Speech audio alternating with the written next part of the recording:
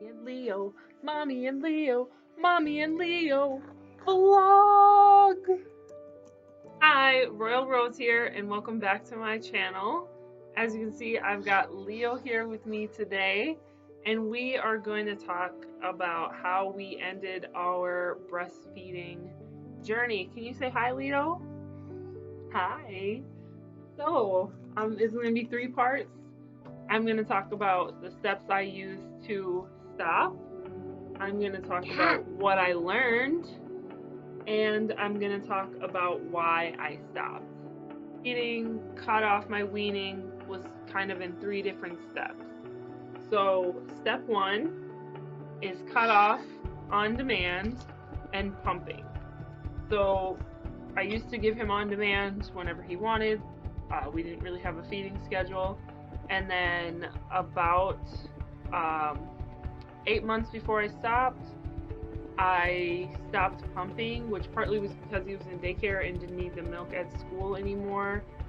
And I stopped feeding him on demand. I went to feeding him more like 5 times a day than whenever he wanted.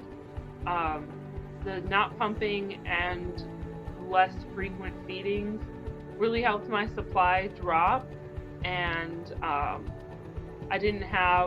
wasn't like as engorged after a long day at work when I was away from him, so that helped. So that's step one. Um, and the not doing on demand helped kind of start to get him into knowing that sometimes I'm gonna say no and sometimes I'm gonna say yes. It wasn't just every time you ask, I say yes, which is important, especially for the later steps. Step number two was moving to only feeding him about 3 times a day and no more feeding in public. Later on, I also added into this step after about a couple months of feeding him for less than 15 minutes or less each time. What this did was not feeding in public helped establish boundaries and again reinforce the no, that sometimes I am going to say no and you're not going to get boobies, but we're still doing this. And then less time is also part of that boundaries, and it helps him to start to be less dependent on it instead of feeding until he's full or feeding as long as he wants. When there's time around it, it starts to develop that structure of there's a cutoff period. This one, my supply dropped a lot more, and I never felt engorged at all at this point. No matter how long I went, it just kind of, there was some for him every time he went, but it was never an overflow on my end. On step number two is also when I started to move towards having him breastfeed some at night and then rocking him to sleep. He was, of course, really upset at first with this, but after about a week or so, he got used to falling asleep without breastfeeding the entire time, which helped for later on to help him establish that ability to put himself to sleep without depending on that. Step number two, I did for about 3 months altogether. Step number three, moving down to 2 times per day or less and then stopping. So again, these are 15 minutes or less.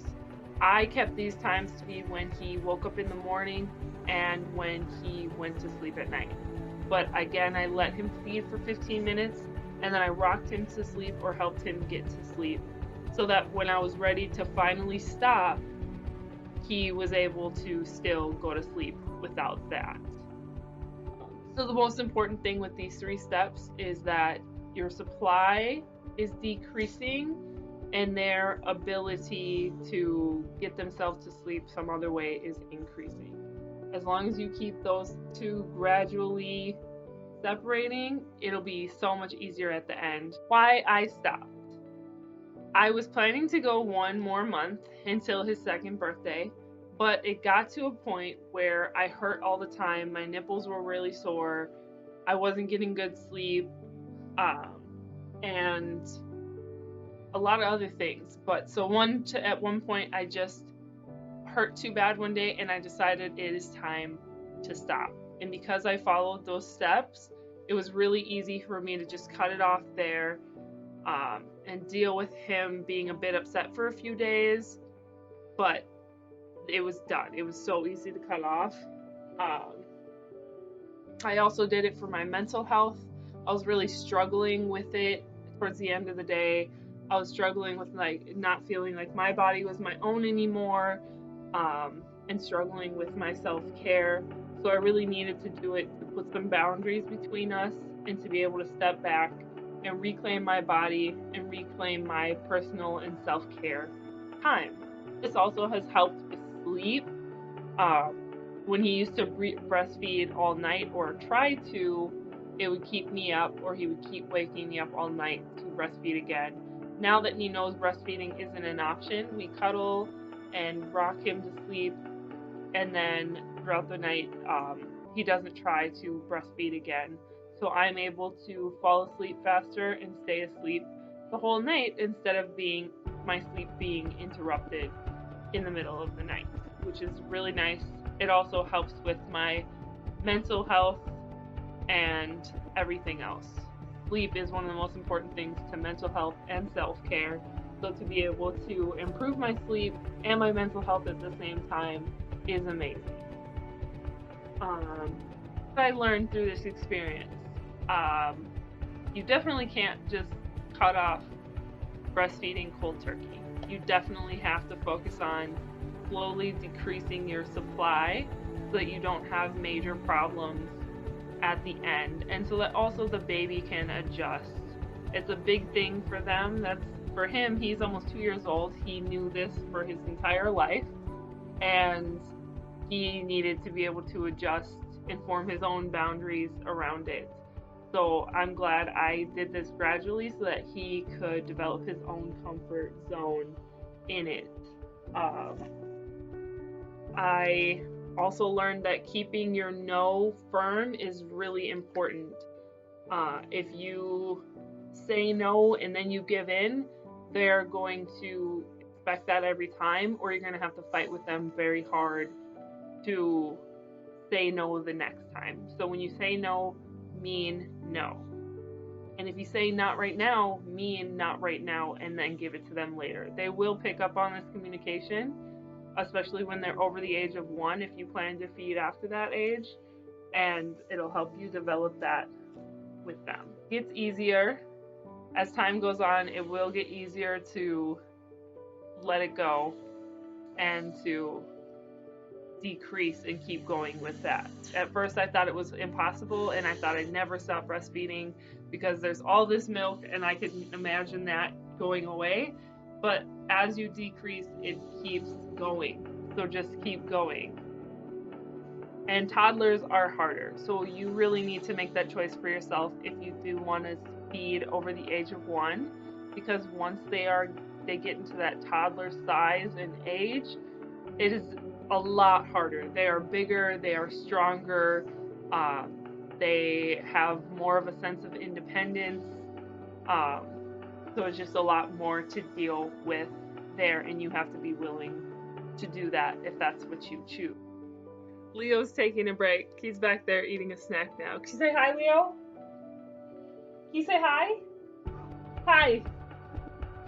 So one other thing I wanted to add was I learned that icing your nipples is really important. Mine would get really raw and irritated sometimes, so I would ice them with an ice pack, usually about 10 to 15 minutes on each side.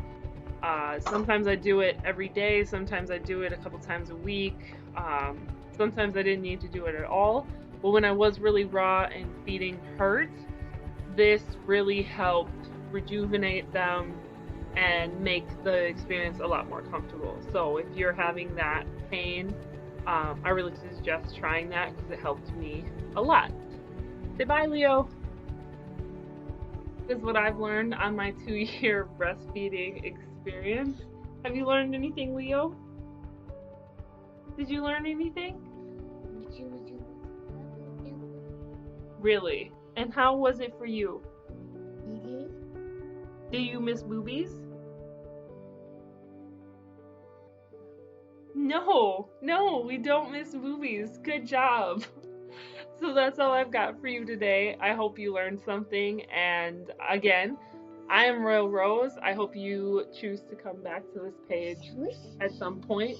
Remember to stay blessed, stay inspired, and always stay in action. Bye. Say bye. Bye.